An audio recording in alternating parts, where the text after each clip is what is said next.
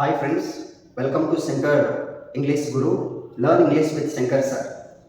Previous class I taught about assertive declarative sentence and imperative sentence, their examples. So today I am talking about interrogative sentence. So last class lo manam em discuss cheshamaya ante imperative sentence and assertive declarative sentence manam discuss chesam. So ee roju manamu interrogative sentence మాట్లాడాలి. So interrogative sentence మాట్లాడేటప్పుడు what is interrogative అంటే when we want to ask some information from others. So ఎప్పుడైతే మనం అవతల దగ్గర నుంచి information తీసుకుంటామో that is called interrogative sentence. Interrogative sentence అంటే when we want to take some information from others.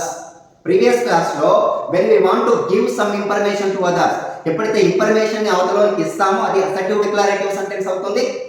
ఎప్పుడైతే ఇన్ఫర్మేషన్ మనం తీసుకుంటామో అది ఇంట్రాగేటివ్ సెంటెన్స్ అవుతుంది. Interrogative means interrogate someone and taking information. So అవతల దగ్గర నుంచి మనం ఇన్ఫర్మేషన్ తీసుకుంటే that is called interrogative sentence అవుతుంది.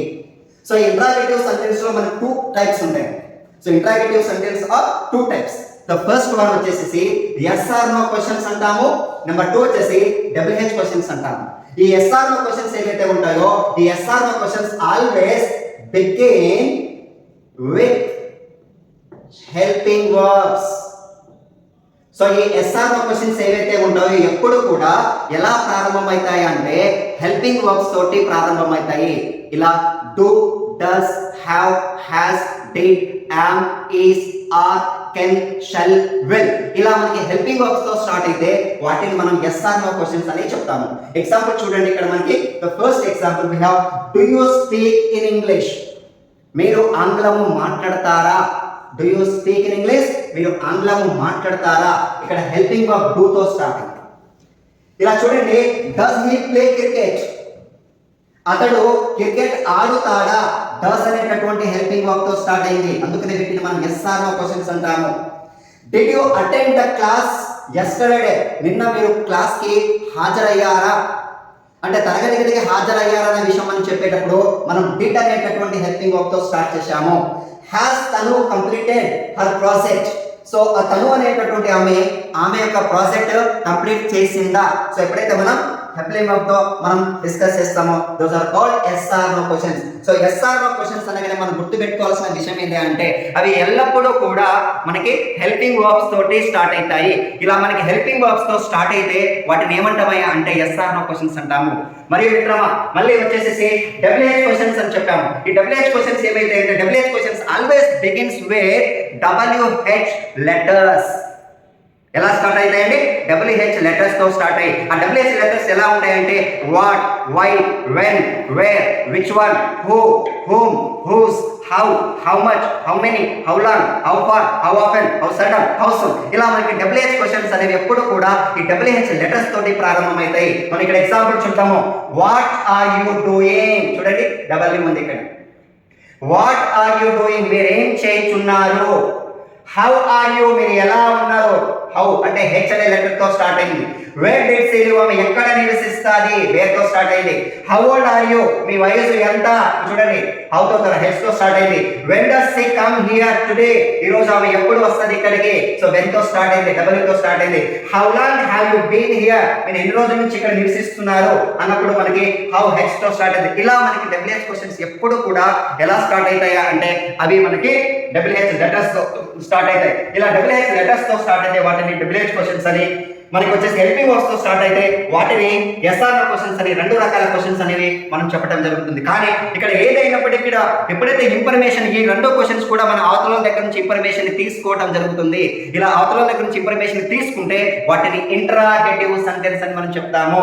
ఇంట్రాగేటివ్ ఏదైతే మనం ఆన్సర్స్ ని చెప్తామో అవన్నీ కూడా అసర్టివ్ డిక్లరేటివ్ సెంటెన్స్ అవుతాయి. ఏవైతే క్వశ్చన్స్ అడుగుతామో అవి మనకి ఇంట్రాగేటివ్ సెంటెన్స్ అవుతాయి. For example what is your name? Interrogative sentence.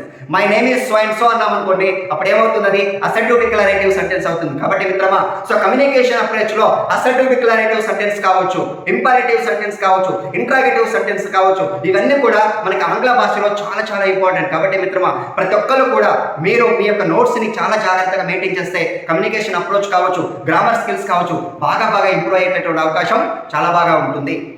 Last sentence in types of sentences. Type of sentence లో నాలుగవ వాక్య నిర్మాణం ఎలా మనం చేస్తాము, వాటి ఎగ్జాంపుల్స్ మనం ఈరోజు తెలుసుకుందాం.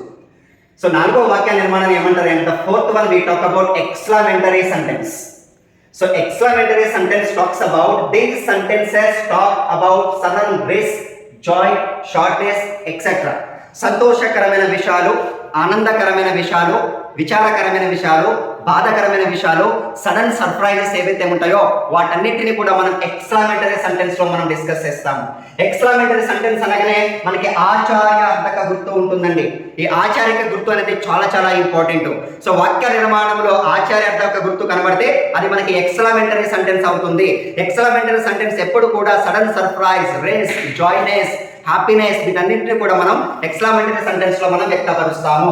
సో ఇక్కడ ఎగ్జాంపుల్ చూడండి, హురే వి వోన్ ద మ్యాచ్, మనకి తిరుగులేదు, మనం మ్యాచ్ గెలిచామని చెప్పడానికి వచ్చాము. సో హురే ఏదైతే ఉంటుందో దట్ ఈస్ ఎక్స్క్లామేటరీ ఎక్స్ప్రెషన్స్ అవుతుంది.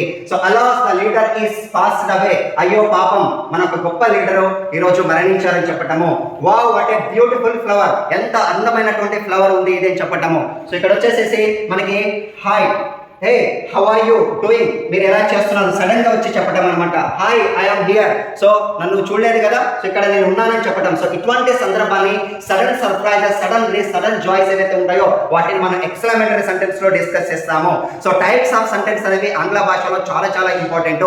సో ఈ టైప్స్ ఆఫ్ సెంటెన్స్ అనేవి టోటల్ గా మనకి 4 ఉంటాయండి. సో ఒకసారి బ్రేక్ చేస్తా చూడండి. అసర్టివ్ డిక్లరేటివ్ సెంటెన్స్ అంటే when we want to give some information to others. Imperative sentence అయితే the sentences always begins with verb, we do not have a subject, but we know who is the subject, but here without subject we can keep speaking. So మనం ఇక్కడ వచ్చేసేసి మనకి subject లేకుండా మాట్లాడేటటువంటి వాక్య నిర్మాణాన్ని, వర్బుతో తయారైన వాక్య నిర్మాణాన్ని మనం ఇంపరేటివ్ సెంటెన్స్ అంటాము. తర్వాత వచ్చేసి మనకి ఇంట్రాగేటివ్ సెంటెన్స్. ఇంట్రాగేటివ్ సెంటెన్స్ అంటే మనం క్వశ్చన్స్ అడగడం, ఆతుల దగ్గర నుంచి సమాచారం తీసుకున్న దాన్ని మనం ఇంట్రాగేటివ్ సెంటెన్స్ అని చెప్తాము.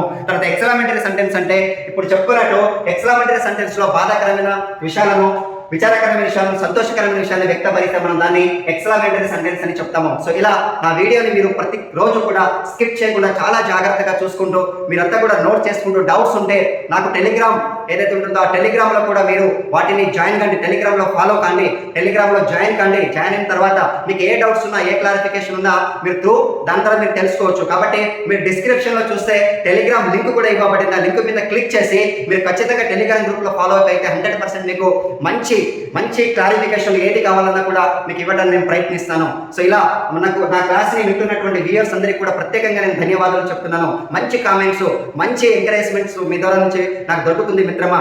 సో ఇలా మీరు ఆంగ్ల భాషను నేర్చుకోగలిగితే ఈ ప్రపంచంలో మీరు ఎక్కడైనా కూడా ప్రయాణించేటటువంటి శక్తిని, జాబ్ తెచ్చుకునేటువంటి శక్తిని, కమ్యూనికేషన్ స్కిల్స్ ఉంటాయి. ఈ రోజు ఏదైనా మన సొంతం అవుతుంది మిత్రమా. కాబట్టి కొంత ఇంగ్లీష్ లాంగ్వేజ్ ని బాగా నేర్చుకోవడానికి మీరు ప్రయత్నించండి. A person who is good at in communication skills, he will get more opportunities. So opportunities always there, my dear. Only the thing we have to improve the skills.